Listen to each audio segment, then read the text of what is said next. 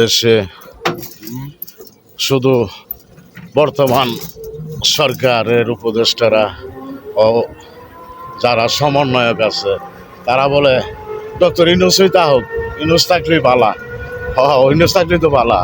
দেশে এই যে খুন খারাপি, ডাকাতি, চুরি ডাকাতি, মানুষকে মেরে ফেলছে, এইসব যে হচ্ছে, ইউনূস কি করতেছে? ইউনূস দেখে নাই।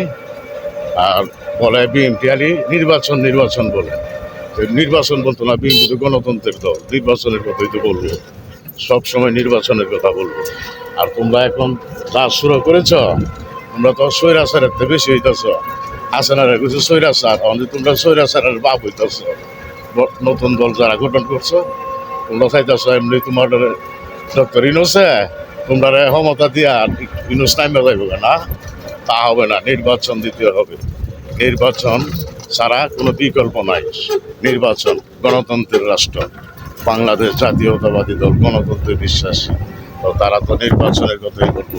তোমাদের মতন বলবো যে আমরাই ক্ষমতা থাকবো, তোমরা তো নতুন দল কইতেছ আমরাই ক্ষমতা থাকবো, আরো 10 বছর পরে নির্বাচন দিবা, তাই না? হবে না, নির্বাচন দিতে হবে, না হলে তোমাদের রক্ষা নেই।